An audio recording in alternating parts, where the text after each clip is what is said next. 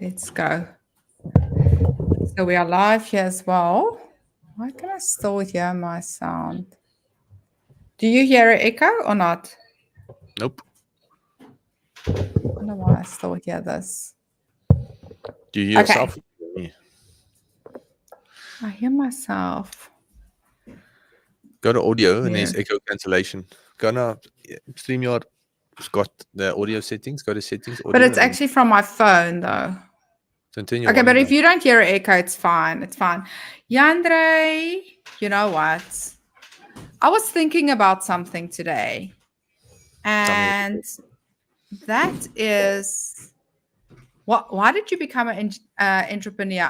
I was just thinking about this concept of, do you think anyone can be an entrepreneur, and why did you choose this path, this entrepreneurial journey? I don't think it's really I chose it. I don't think I chose it. I think it was just Chose you? yeah, maybe. I think I'm trying to articulate my thoughts best I can, and I want to give you the most authentic answer. So, give me a second. Okay, I so think while you're thinking, sorry, I see no. that Well, I they said a say on second, not a minute. Instagram, I've got an echo. So I don't know how to sort this out. Maybe I must go out. Is the echo still there, guys? So maybe I must leave and join again. I don't know. Let me leave. Will you invite me then? There's an echo. Is it on my side? Aline is saying there's an echo. Yes, there's an echo.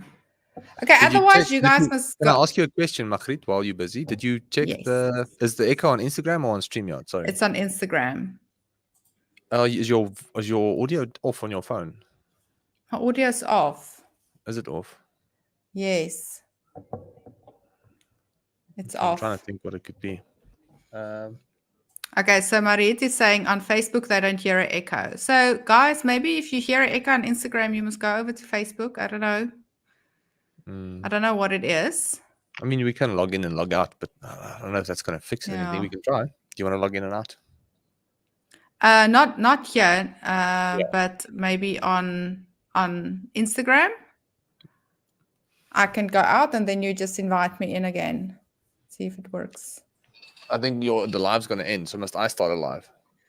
Yes, you can start a live then. Well, you can just come back and start your own live. Otherwise, because I think you the host of the live, so it's like. Okay, can do that. Let's just see. Guys, is the echo still there on Instagram? So for those of you who are watching from on YouTube and Facebook, say hi, tell us where you're watching from. I'm talking to Jandre and we're talking about entrepreneurship, and I want you to post your questions because every week we get too many questions at the end, then we can't answer it. So post your questions. My question that I ask Jandre is, why did he become an entrepreneur, and whether he thinks that anyone can become an entrepreneur, or is it only for some people? I would love to hear his opinion on that. So let me know if it's still echoing on Instagram. It seems like that is sorted.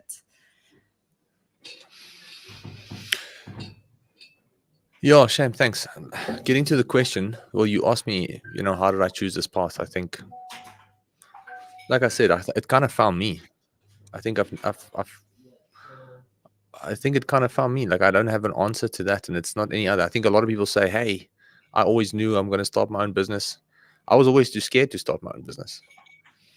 And as a young kid who played professional rugby, I never really thought about starting my own business because I was just too scared. I didn't think I would be able to do it. Why do So, you think you were scared?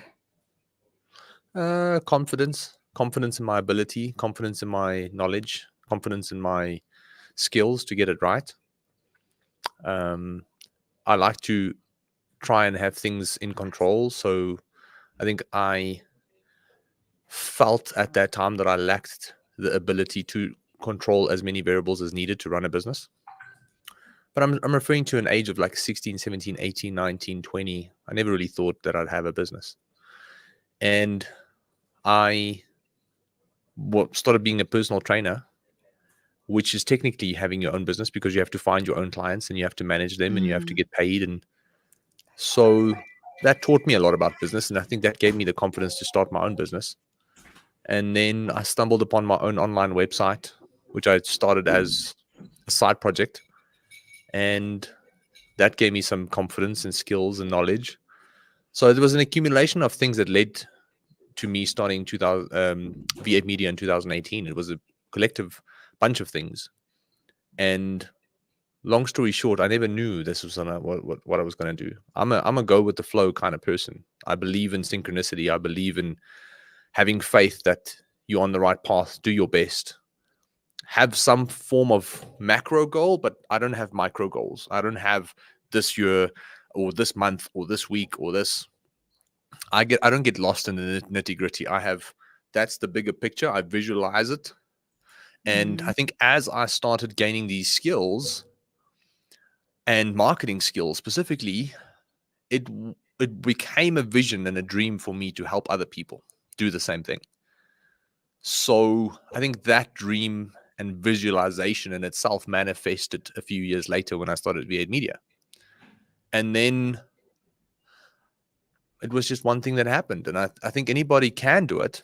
It's just whether you have the patience and if you're willing to work on yourself enough to get it right. So there's a lot of people who, to be honest with you, I would much prefer to be a second in command in a big company. I would much, much prefer to be in the top 5 people in a big company. Because think about it, like you have the freedom to do what you want. You're going to get your salary nonetheless. And hopefully you're in an environment that's going to continue to grow. So you don't have that stress and anxiety about all these variables that you have to control. You only have to focus on your department's variables. Mm. And you're going to get your salary. And I think that when I was at Chrome Supplements and Accessories, I was one of the top 4 people there. We went to 100 staff, did over 100 million a year. And that was the best place for me to be So why did you because leave? I wasn't happy. And also the environment changed. So my soul, my gut, my intuition just told me that it's time to move on. And I just jumped and the net appeared. I'm a big believer in having faith. And a lot of people think that it's risk, but it's not. Like when you have faith that something will happen, then things will work out. And I think faith is what's kept me going. And I'm not referring to religious faith necessarily as much. Like I am a spiritual human being, but I just have faith that things will work out. I don't know how they will work out. I don't know what working out really means from a tangible perspective, but I know I will be okay. And whatever does manifest on the other side of Mm. the leap and the jump will be Mm. for my best. And I think from my perspective, entrepreneur was never really something that I thought I would be. I don't even think the name means much, to be honest. Like I'm not about entrepreneur. I want to be an entrepreneur. Like, to be honest with you, it doesn't mean anything. Doesn't mean anything. Having a business doesn't mean anything.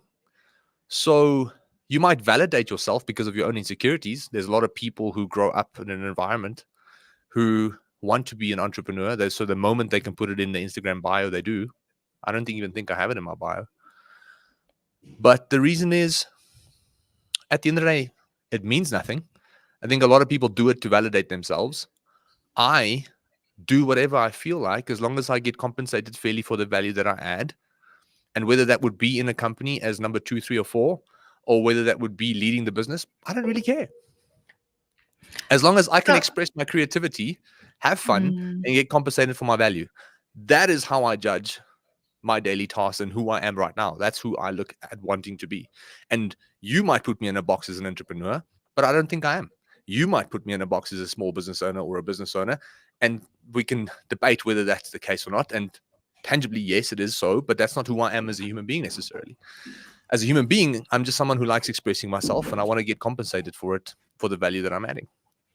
That's literally the simple of So it. what I got from what you said, something that I think is so important is, yes, a lot of people want to be entrepreneurs, they want to be business owners first. So, what you said is you really wanted to change lives. And for me, that is at the heart of being an entrepreneur.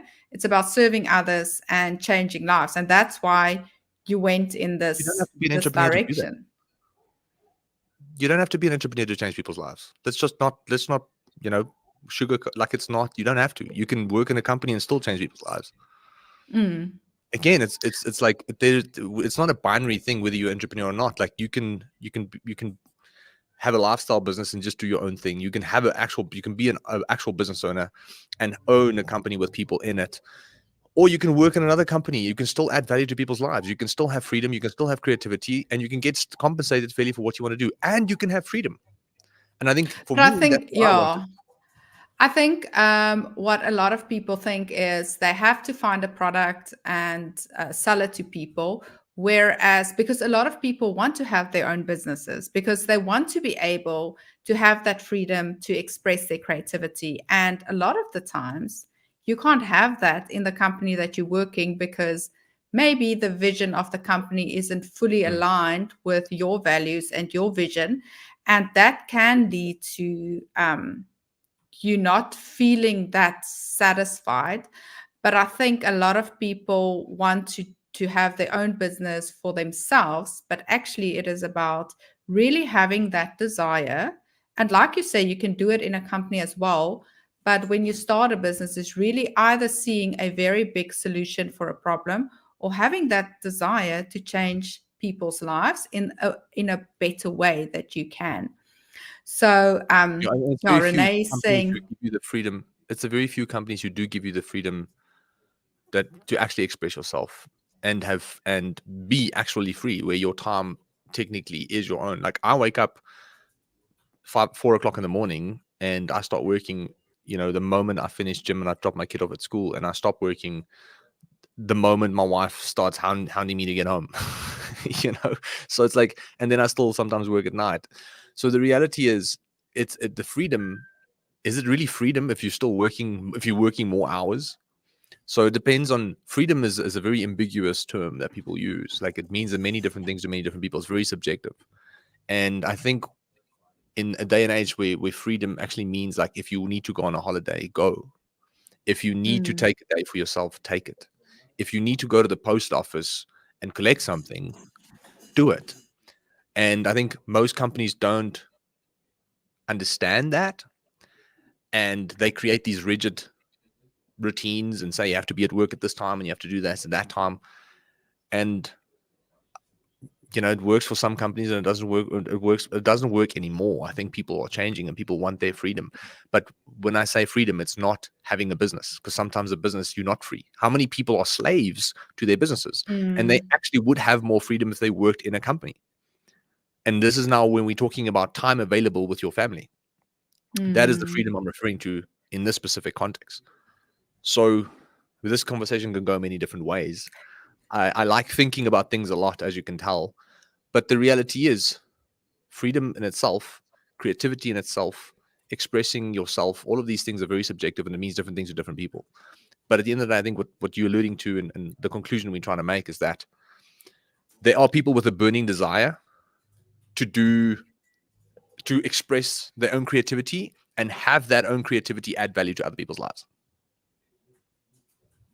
Absolutely. Yeah. Yeah, there are just so many people. I talk to a lot of people that want to start a business and then they don't know where to start and they have all these ideas. So I love just unpacking it from, where you started and how that journey went for you and what the reason was behind that.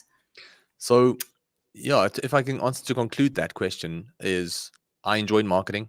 I've done it for myself for a very small online business that I had that I sold. I then worked for the company that I sold it to and I helped them with their marketing. I built a whole marketing department of 10 people. We went full on digital. And the company went from about 30 million to 100 million, not just because of my efforts, obviously. I don't want to pretend like I'm the guy who changed that business around. It was already growing in a growing industry. So there's a lot of factors that were already in place. They had good systems, good procedures, amazing retail staff. They opened up more shops. But I do believe that digital played a crucial role in that growth.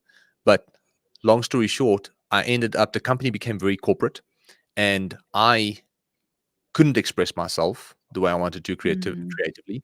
I didn't have the freedom I wanted, and I felt like I wasn't helping as many people as I thought I could by doing my own thing. So again, most people can reflect on that answer and go, I am in a place where I can do all those things. My environment at that time didn't allow me, so I had to find that environment somewhere else, which then naturally turned into V8 Media in 2018. Wow. So we've got a question from Magriet, and she says she's from Centurion and she's the owner of My Nanny. My Nanny. We do permanent placements, but the driving engine is our program known as Nanny on Call, which is a membership program. I want to reach as many parents as possible. If with children probably in the age group of birth till 7 years of age, also pregnant mommies who need maternity support. So I take it Mariette wants to know what strategies she can use. Oh, here's the question. She says the question. Oh, it's a question for later. So I presume you want to know what strategies to use to reach as many pregnant ladies and people with kids. Now, we don't know if you are using Facebook ads, but Facebook lead form ads targeting moms that are pregnant. yeah, so All maybe day, you can all day, every day. expand on You don't that. need a beautiful site to do that. You don't need to go and spend 10, 20, 30 grand on a website to do that. You don't have to have a complicated sales process to do that. You don't need sophisticated sales individuals to do the selling for you. All you need is a really good ad where you talk about how you're helping other moms by the services that you provide. And you have that open up a lead form where the mom can leave their details to be contacted so that you can find them a nanny. Like that would be the lowest barrier to entry, cheapest costs, Mm. or the cheapest quality leads. When I say cheapest, it's obviously always a trade-off. The cheaper the lead, probably the less quality it will be. But I do believe that lead forms, if you ask specific questions within those lead forms to qualify the types of moms that you actually reaching out to, that will be a very good low barrier to entry to get started. You can do that literally in the next hour. And then the long term strategy is to have a social media presence, organic social media presence, where you focus on creating authority around yourself or your brand, where people can trust you. Because what happens the moment we see an ad on social media, we want to go and see, but is this for me? Can I trust this person? Can I trust this brand? So it's also very important to have those profiles that can show customer reviews, that can show that, faces, people can connect with you. So, but that is a longer term strategy, but I feel it's very important. And then also to collaborate, and that can be totally offline, to go and figure out where are these mommies hanging out, and then maybe it's other businesses, collaborate with those businesses. So you want to find someone who already owns their eyeballs, or they already go there, and you say, but how can we collaborate? How can we split this audience? You get this advantage and I get that advantage. So the power of collaboration is really extremely important, and sometimes it's much easier than what we think. And a lot of the times we think of the terms collaboration, it has to be with an influencer, which is actually not the case. Absolutely not. You want to find other businesses or other people that already have, even if it's a small audience or customers in your ideal target market, and you talk to them and you do things together. Maybe you do a morning session, or you do a little event, or you just go and see how can you put together some or other collaboration that they already have a qualified audience. So if it's, for instance, a baby store, or someone selling baby food, okay, we share the same audience because they already have moms going to them. How can we two work together to the benefit of both of us? And I think that is one of the easiest strategies that can really help you, then together with definitely running paid ads. Absolutely. So Jason is saying the essence of true entrepreneurship is someone that sees opportunity to create and not an opportunity to make money.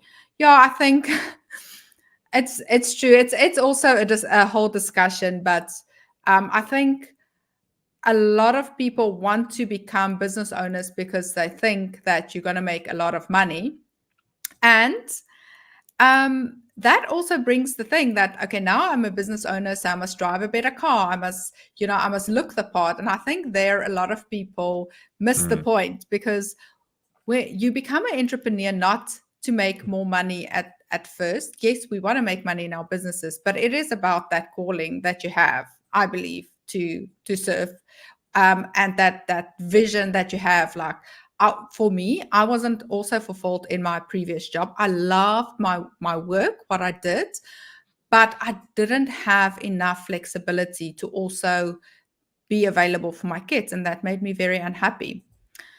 yeah. So, There's so many nuances around that, to be honest with you. And I think it's different. Everybody's situation is different. And there's different reasons why people start their own thing. And there's different reasons why people stay in a company. Like I said, like a part of me wouldn't mind being this. I mean, imagine I was the one of the top 10 people at Facebook. I would rather do that. You know what I'm trying to say? Because then you actually change the world. Like, think about how much Facebook has changed the world. mm, And you're going to be safe with your salary every single month. You don't have to take the stress of being the CEO who's going to have to go to court and the Supreme Court and explain your data breaches and all these things. You just do your job. You just sit there and go, hey guys, this is what we do today. Today we're working on a like feature, but as opposed to having a thumbs up, we're going to put a smiley face so people can express themselves better. And there's someone, and there's like a million people going, oh, thank goodness, we've been waiting for that all this time. Thank you so much. So it's again, it's all relative. I'm not saying that's what I want to do. I'm saying there are a lot of people who get so much joy, so much excitement, so much fulfillment in that, and we cannot mm, dis the amount of value that they've actually added, whether that value is really changing the world and making a difference. But truly, how many of us are really changing the world? The only person who can claim that he's truly changing the world is most likely Elon Musk. You know what I'm trying to say? So mm, it's like sometimes I like to play devil's advocate with myself. And I'm very hard on myself when I get romantic about things. It's like, are we really changing the world with the 10 people that you have? Like, no, but those 10 people whose lives you changed, again, on the flip side, that's the best thing that's ever happened to them. And that was most likely your purpose at that time, to do that for those 10 people. So you don't have to judge yourself that you're not changing the world. You're changing 10 people's lives who knows, maybe they go out and change the world because of mm. the influence that you had. But we Absolutely. get overly romantic about, I want to change the world. Or sometimes just change yourself first and change your wife's perspective, or change your kids' perspective, or change your kids. Help them become the best versions of themselves. Change your wife. I used to sit here and go, and I need to share this. Sorry if I'm going off on a tangent, but you can tell that I'm very passionate about these kind of philosophies. So I used to want to have this huge YouTube channel where I talk about like spirituality and business and marketing. And I was like, wait. Can I not just start with the people in my network, my own colleagues? Can I not Mm, just change their perspective on certain things? Can I not just actually help my clients get the best results? As opposed to, sometimes we want to jump 10 levels and get to level 10, as opposed to just starting at level 1 going, whose lives can I actually change? Who's around me now? You are going to be interacting with people today, and you can change their lives by changing your attitude, your perspective, and all the other things. You don't have to go start $1 billion business. And I think sometimes we just need to zoom out, but we also have to zoom in, and you have to constantly do both. Some people zoom out and they stay zoomed out. Some people zoom in and they mm, stay zoomed in. You have to zoom out and zoom in balance and a specific cadence, so you can always get both perspectives and then find a neutral point that makes sense to you as a human being. mm. Absolutely. So I talk a lot about that concept, relating to Instagram because everyone wants to know how to get more followers, how to get more likes. And it couldn't be more true in that instance. So, this is the thing, like, it's not about getting 100 likes or followers, it is about getting one, developing that ability to get one person to engage with you, and then being grateful for your opportunity to actually impact that one person's life, because you cannot get to 100 if you can't start with one, and then go from one to two, and then from two to five. And that is how we go bigger, because it's so true. People want to jump that, but especially with social media, the question I get every single day is, how can I get more followers? And then my question to them is, but why do you want more followers? Why can't you just serve the current followers that you have in a way that they actually engage with you, that they talk back to you, that you develop that skill to actually make a difference in their lives? Because if you don't have the ability to get 20 people or 30 people, or maybe you've got 300 followers to talk back to you, you haven't actually acquired that skill to put out content and get them to engage. How are you suddenly, when you have 3,000 followers, going to be able to do that? And I think that's very the same concept. And the If you funny thing cannot change, is, sorry to interrupt you, but the funny thing is when you start focusing on adding value to those 100 people or 1,000 people that you already have, automatically, because of that, you're going to draw in more people because they're going to start seeing the value. So it's a bit of absolutely. a paradox, like in a way, Yes. because people want to go all out, but sometimes by focusing on the smallest thing that you have creates the biggest thing down the line. Absolutely, guys. So if you've got question, post it in the comments. If you've got any social media related questions, maybe you were also thinking you should have more followers. Many people think they should have a lot of followers.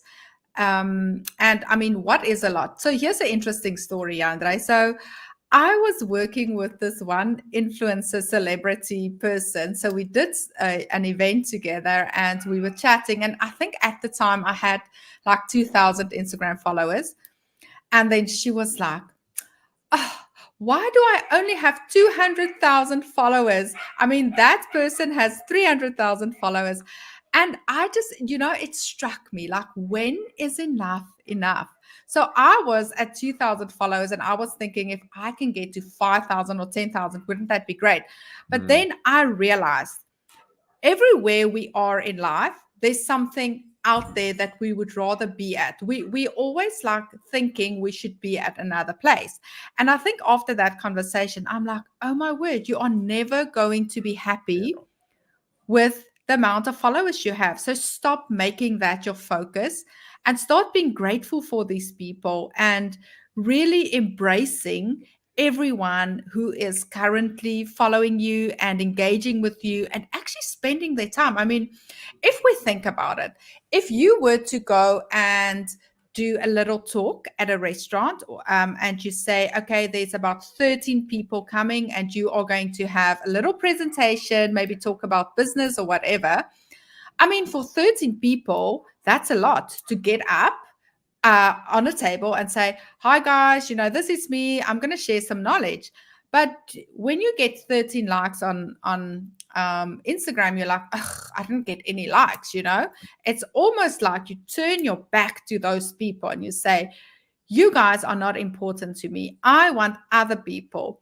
So having that perspective with social media really also helps me to get out of that hamster rat of, it's really just about changing one person's life at the time. And I think it's exactly the same in business. We want more customers, but are we serving our current customers at the best of our ability? Are we really focused on those people who are actually giving their time and energy and money to us, that we make sure we are serving them? Because like you say, when you do that, they will bring in the other people. They will bring their tribe with them to come to you. Very cool. Let's Yeah, quickly true. see what this question is. So, question for later: what campaign is best if I want parents to sign up or reach out to us if they're interested in signing up the membership program? My objective: I want to lead to convert without too much of my own involvement. For example, when I click on one of Magriet's links, it sells something with enough info that can actually lead to the sale because nothing is left unsaid. How do I create an ad campaign where the parents will receive all the info they need? So that's a very interesting question. So what that is basically called, it is called a landing page. So there's a big shift, and I think Jandre can also add to this, between the difference that we view a website versus a landing page. So a website is just something that sits there in the middle of nowhere. And a landing page is specifically designed for a reason. So your landing page is designed, it's a website, but the purpose of that is different. It is designed to actually do something for you. So you say, okay, this is the people I want. They're going to land on this page. Now that page must have all the answers that these people already have in their head. So, what do we mean by this? You must go and sit. What are all the questions that people might have? And then you already answer that before they even ask it, because it has to be sort of like you while you are not there. So everything when you were to tell someone in person to try and convince them, what is it that you would do? It's things like reviews, it's things like what is the outcomes they will get. So a Mm. big mistake people make with like websites, and that is they want to tell people at the very beginning all about us. And the about us must comes much later, because people are first interested in how can you solve my problem before I'm interested in learning more about you. I first want to see, I've got this burning problem. How can you solve it? I don't want to first learn about all the people out there. I want to know who can solve my problem. Once I get that idea of, okay, you can solve my problem, then we can have a about us. So it's basically a landing page. And your question is what campaign? So you would need some or other, but you can do it on a website. I don't know if you have a website or not, but you so I don't know, Jandre, do you want to fall in there?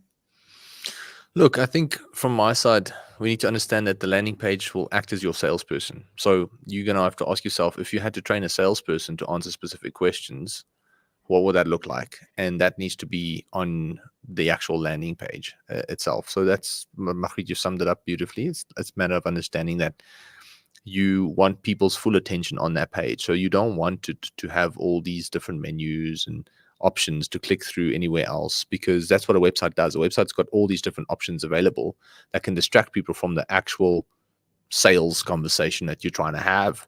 So what we call a funnel is landing page after landing page that people basically go through by either leaving an email or clicking a button and then going to the next step. And that's how you control their attention. So what you need to understand is a landing page is more about controlled attention and then acting as a salesperson. It's one way you can look at it, as opposed to a website where you have all these distractions.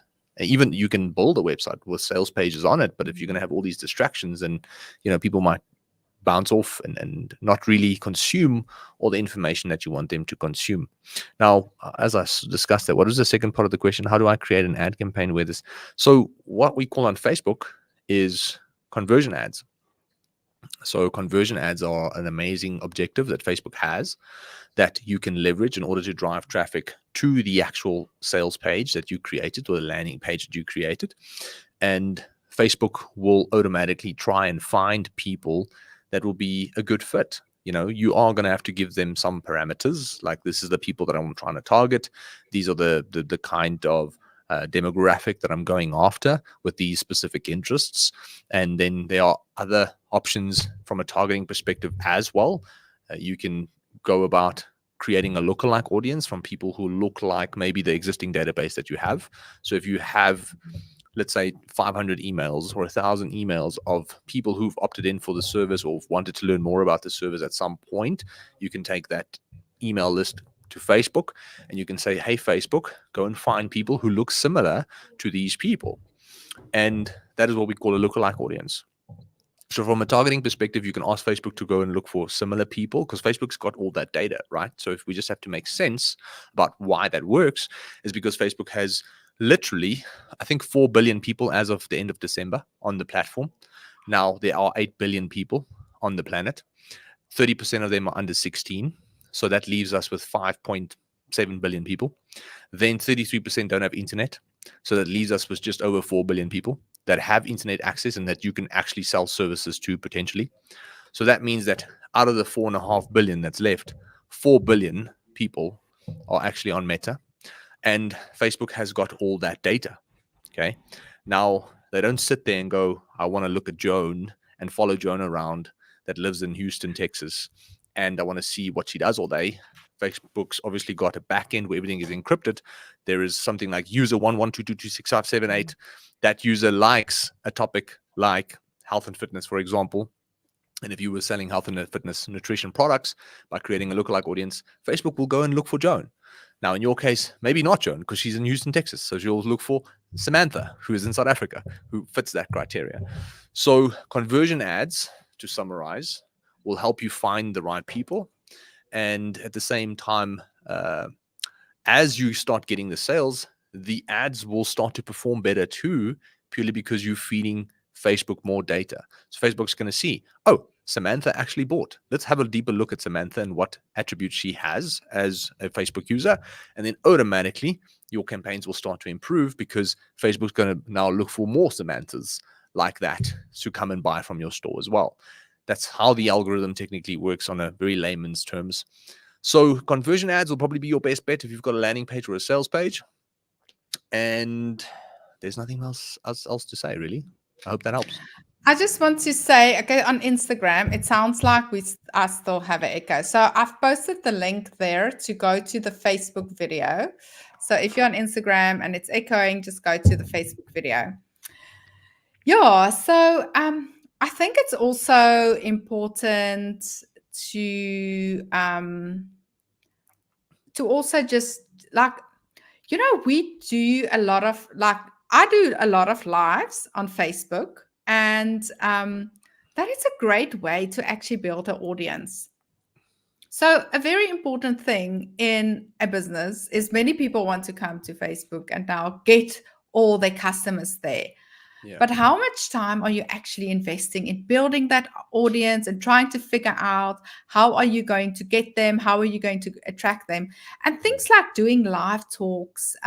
So in your case, because you work with mommies, you can think, what are the issues that they have? Maybe I must talk with someone that I see that does fitness for mommies, and you do a live talk. So you just add some value. That way people get to know you and you become top of mind. So there are many strategies. I believe that you must have both a paid ads strategy, because that is the one thing you can rely on, or not always, since Facebook was down the other day, oh my word. But that is a more reliant way of getting leads in than just posting. A lot of people think, I'm going to post on social media and that's going to bring in customers. And that actually generally doesn't work that way. Posting on social media is more about brand building and awareness than what it is about converting someone to a sale. It can always help the sale. It supports the sale, but it's not necessarily, getting the sale. And a quite interesting thing, I was actually talking to another influencer who's launched a new e-commerce store. And the problem they have is if she posts, then she gets sales. But now if she doesn't post, she doesn't get sales. So which means she have to constantly post now. And I told her that is not a reliable, it's not a good way. It's fine if it works for you, but there is a better way. If you have ads running in the back end, it's like you are constantly posting without you posting, and you don't have to spam your own feed with buy this, buy this, buy this. So having a paid ad strategy is a very good thing to implement in your business. And it's actually, it's amazing because it runs while you do other things. So it is like posting constantly while without you posting. Yeah, I think what you're alluding to is what people also need to understand, and I'll just make this clear to them, is you don't really have a business if you have only one channel of acquisition. And if that channel is going to require you to put in effort every single day, then you don't have a great business. Yes, you have a business because you are selling something and you're making sales. So you are falling into the criteria of a business, but you are literally at the bottom of the worst types of businesses that anybody can potentially run. What you want to Mm. do is, again, zoom out and go, hold on, I can't grow my business like this consistently. This is not the way to do it. My business is very uh, receptive to volatility. And at the end of the day, there's huge risk in running this business. So you want to reduce that risk by exploring other avenues. And those avenues could be paid ads. Those avenues could be having other people post and creating influencer content, user generated content. It could be trying Google ads, could be trying SEO, it could be doing all kinds of other stuff like in-person events and whatnot. But the reality is, if you have a business where you have to do something every single day to ensure those sales, and there's only one channel where you have to do something every single day to ensure those sales, that's a very risky business, and you need to Mm. immediately, as quickly as possible, try and reduce that risk for yourself by finding other more consistent and more predictable acquisition channels. So we've got a question here on Instagram. I'm not sure what the business is, so it's going to be difficult to answer the question specifically, but we can do a general answer. So for those of you watching on Facebook and YouTube, please post your comments and then we can answer them. So how do I target corporates on social media platforms? I'm an independent agent for product. I don't know what product. So it's difficult. And she says it's difficult to get hold of people. Phones and emails are not answered. So she's tried out cold outreach. So how can she use social media platforms to target corporates? So before I talk about the social media platform to target corporates, I want to ask, how many emails have you sent? And that question has got two parts. How many people did you send? Different people have you sent emails to? And how many follow-ups did you send to those amount of people? So there's two parts to that question, because most people, and I know this for a fact because I've worked with over 300 business owners, had a list of 50 people. They sent 50 people one email, and then nobody replied, and then they stopped. The reality of cold marketing, cold email marketing specifically, but just cold targeting or cold approaches, it's volume.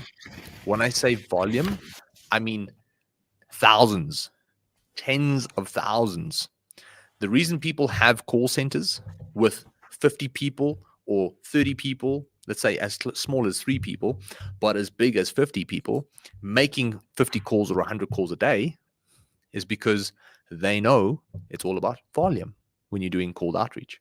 So there's nothing wrong with cold outreach because we have a cold outreach strategy.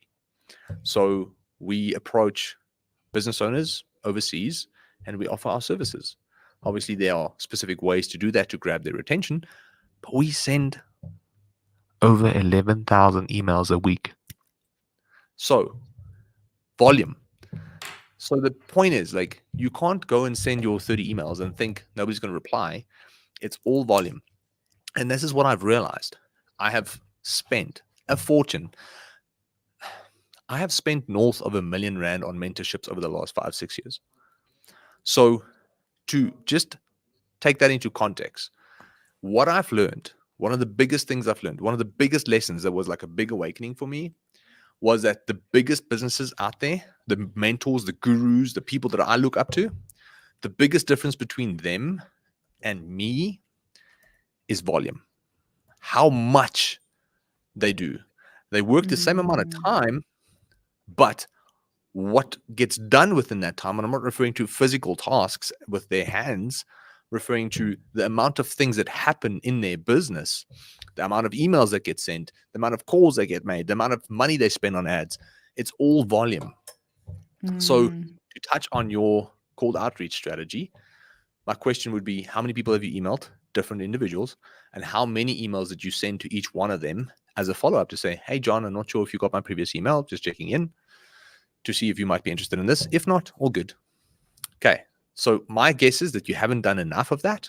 You probably have to do about 50 emails a day, every day for 2 months straight before you start seeing some form of response. If you're not doing that, then you still have potential with that strategy. Now, talking about your paid ad strategy is if you have some information of corporates, and there are databases out there where you can go and look for specific types of executives in South Africa. And what it's going to do is it's going to scrape the internet and try and find every single business available in the country that fits that criteria. And it's going to look for the specific job title in that business. And it's going to help you find an email address for that person. Okay, that's what we call scraping tools. Now, there are many different ones that you can use. And what I would do is I'd go to a scraping tool and say, I'm looking for business owners with companies that have 10 staff or more. And I'm looking for the marketing manager of those businesses. Okay. So these tools are all backed and integrated with a LinkedIn API. Because the next question you're going to ask me is, Jandre, where does this data come from? Is it legal? Well, here's the kicker. Most of these tools have APIs integrated into LinkedIn. So what happens is they're going to go into LinkedIn's database. They're going to look for companies who fit the criteria that you've filled in. They're then going to look for the people that have said that they've worked at those companies. They're also then going to look for the data for the job titles of those people. And now you have an email list of 1,000 or 2,000 or 3,000 people. So there, your cold outreach strategy, I've just helped you, improve that, hopefully. Now, you can use that email list and upload it to Facebook to look for similar people on Facebook, because a lot of people would say, but Jandre, the people on LinkedIn are not on Facebook. Here's the thing. I can guarantee you almost every single person who's got a LinkedIn account has a Facebook account too. It's just that they are two different people when they're on LinkedIn and when they're on Facebook. And in today's world, it's marginally different. Back in the day, 5, 6, 7 years ago, LinkedIn was like super, okay, I'm here for corporate business and I only want to do business. I don't want to be entertained. And Facebook was purely for, I'm here for entertainment and I'm not here to talk about business at all. The lines are getting very blurry. Like there are a lot of entertaining stuff on LinkedIn these days, and there are a lot of business stuff on Facebook these days. So what I'm trying to say is, like, if you're going to have the narrative that you're not going to find your businesses on Facebook, then you're making the biggest mistake of your life, because I've been spending money on Facebook since 2021. We spend about $500,000 a year, which is not a lot compared to a lot of other businesses. But the reality is we generate most of our business, a lot of our business from Facebook, and we're targeting other businesses. So, but the question is, what data are you giving Facebook to find those people?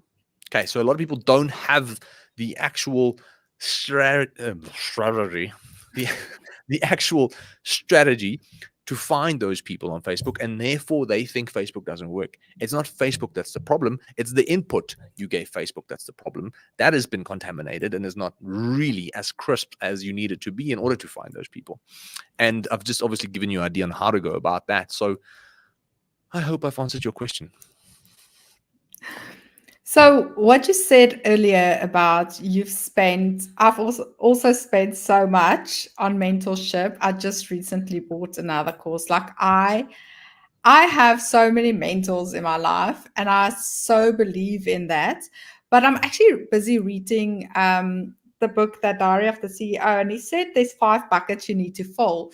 And the first bucket is your knowledge. And then he said, well, once knowledge is applied, it becomes a skill. And I was thinking about this concept earlier when you said, like you have so much peace and faith that things will work out. But I'm thinking it could be because you have invested so much in your knowledge, and then you've applied those knowledge. So you've got so much skill. And here's the thing, like, skill cannot be taken away from you. Like, your business can go down, stuff can happen, but your knowledge and your skill can never be taken away. And I find, I don't know if it's the same with you, like in my life, it gives me a lot of peace because I know everything will be okay, because I'm not dependent on external forces. I actually do have the skill and the knowledge to be able to be okay no matter what well, business wise, what happens. But and if I'm not okay, I also have the knowledge of how to gain more knowledge to get that. And I think having a mentor in your life, or having had a mentor in my life, mentors many, has been for me the one thing that's really helped me in all areas of my life. In any area where I have a problem, because I believe that success leaves clues, and if there's a certain outcome that you want and you don't have it yet, go and find someone that's got that outcome Mm. and learn from them, learn through their mistakes, and through that you can figure out your own path. So yeah, the knowledge, because we can tell you there are many tactics. I mean, paid ads and that. There's something I want to ask you. What's your views on TikTok? To be honest with you, it's a very entertaining platform. It is amazing for organic growth. It is difficult to sell on the platform. It's a very select few of influencers and businesses who can actually get it right because of the way it's structured. It's very short, captivating videos.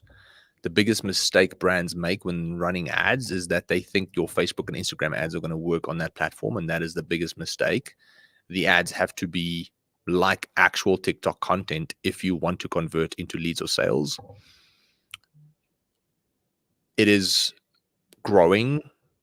Will it ever be bigger than Facebook? Maybe. It can't be bigger than Facebook because Facebook literally reaches every single person on this planet. So it will be as equally as big, potentially, which means good stuff for us as business owners.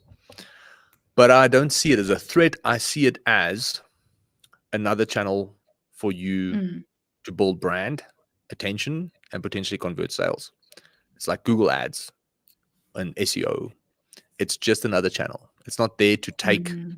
anything away from your Facebook strategy. It is there to add on and give you another opportunity, another platform where you can actually generate sales from.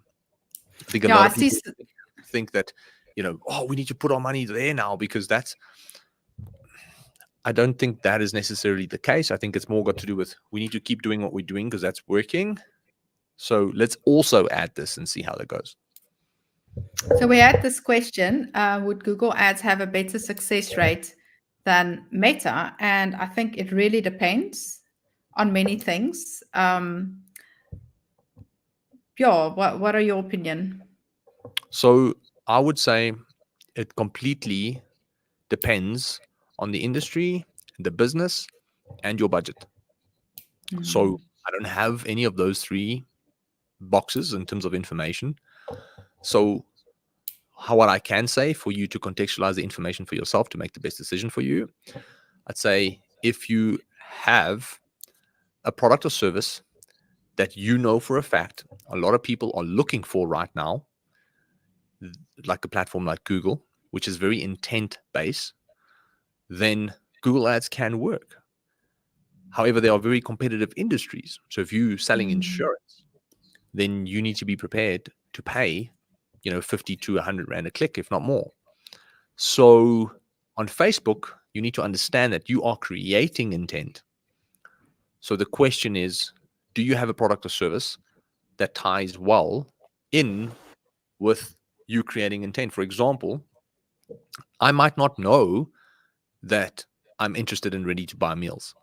But when I see an ad of how convenient, because Facebook's very visual and Instagram's very visual, which is the Meta ecosystem, if I see an ad of how easy it is to place an order, get your food, put it in the fridge, warm it up and heat it up and see how delicious it is because I can look at it and go, wow, that looks amazing, then you have created the intent.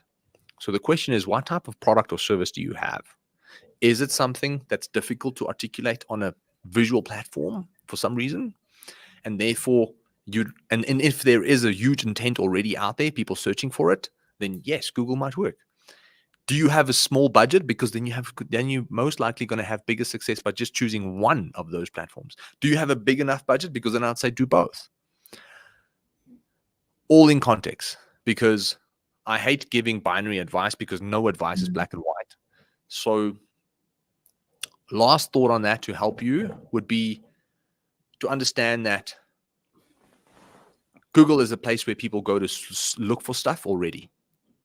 Okay, that's what we call intent-based marketing. So, if you have a very small budget and you're selling something that you know people already want and looking for, then Google is a good place to start. If that doesn't work, pivot to Facebook, 2 or 3 months later. Facebook is a place where you create intent.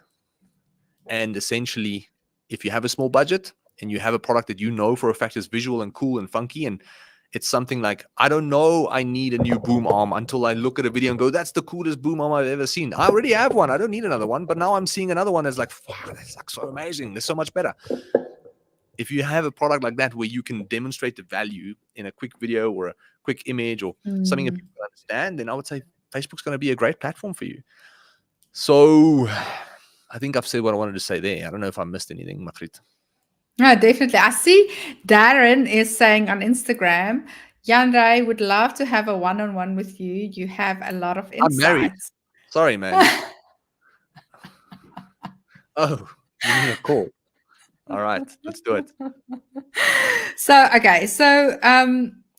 Zara is saying, I feel the time of influencer marketing is going downhill. Definitely won't invest. What are your thoughts? Okay, so here's my thoughts. So we have to understand what exactly is influencer marketing. So remember, nothing was started now. The world started thousands and thousands of years ago. And there is a certain way we as humans are. So we as humans like it when other people say something is good, or when other people recommend something, or when when your friend tells you, wow, I just went to this coffee shop and it was the most amazing place, you must go there. You trust your friend, you trust their opinion, and you want to experience that. So what influencer marketing is, in very simple terms, it is actually just the same as word of mouth. It is actually just your friend or your brother or your sister telling you about something that they really enjoyed. Now, I think what you mean is, when you can see an influencer is not being authentic and true, that means it is like a friend that you don't really trust. You don't trust their opinion.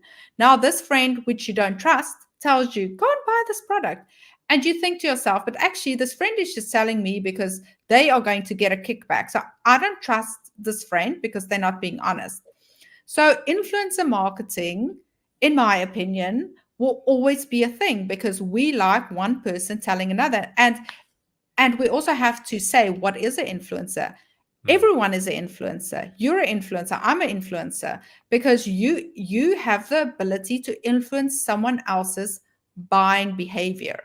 Now, the term influencer that's put to some people that really just have a lot of followers, if they don't have the ability to influence your buying decision, then they're actually not an influencer, because they all, yeah, that's basically it.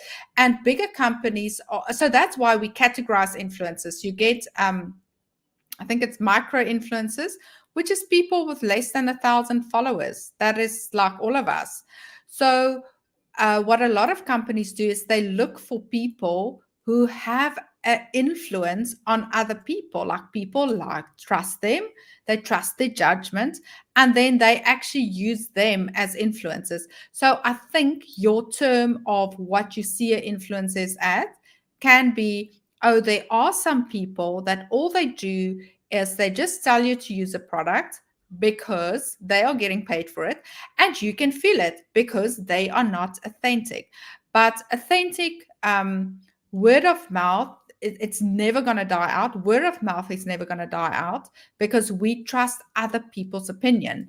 That is why we want to have things like reviews. It influences our buying behavior.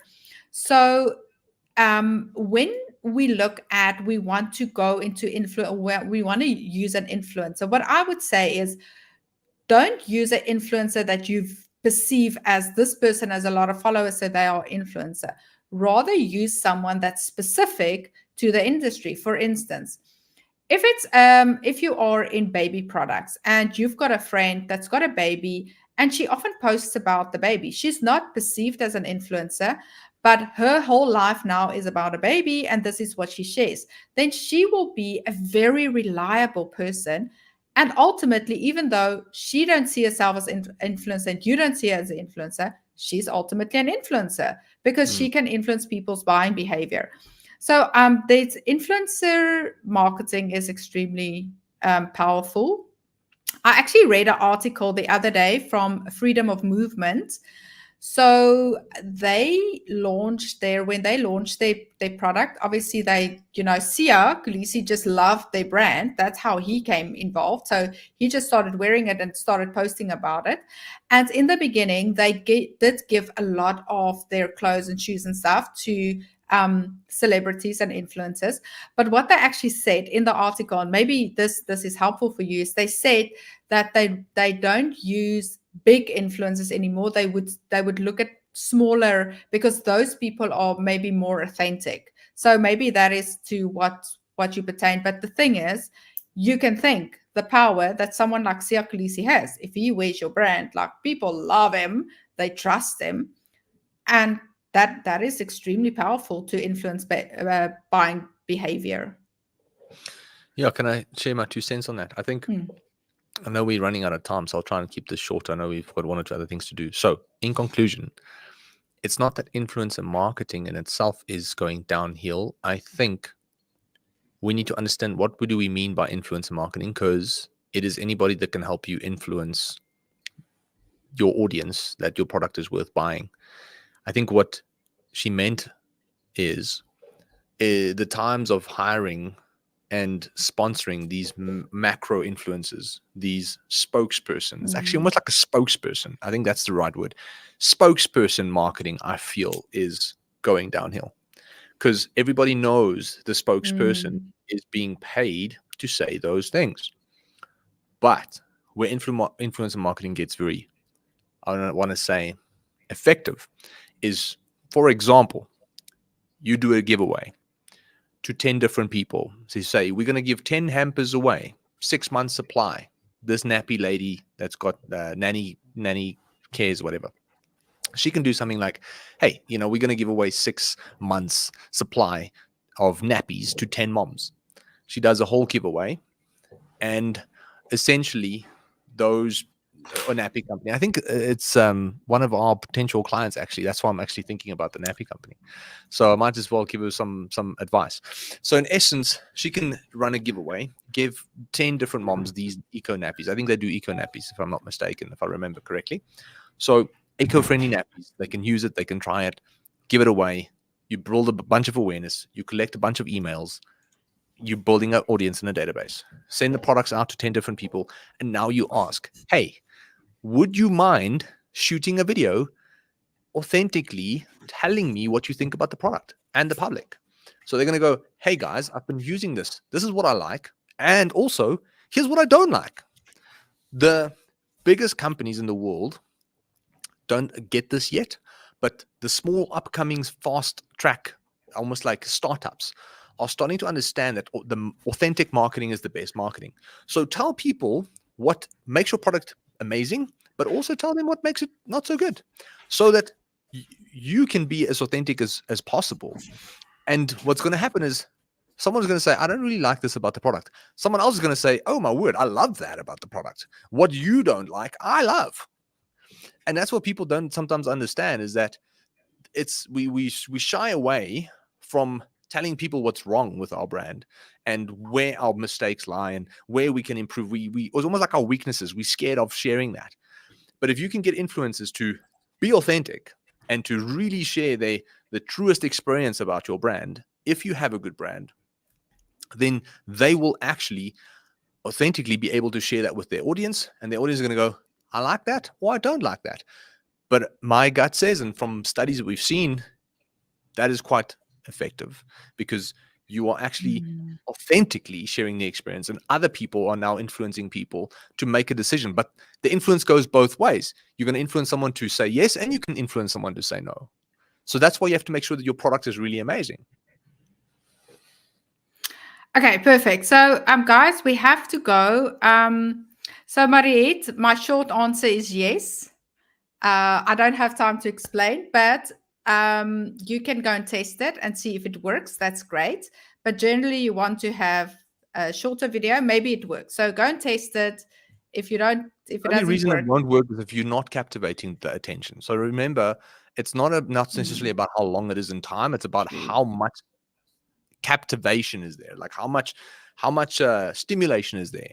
So yes, there is a timeline where you're getting diminishing returns because people are used to spend a minute or two on a video and then they move on.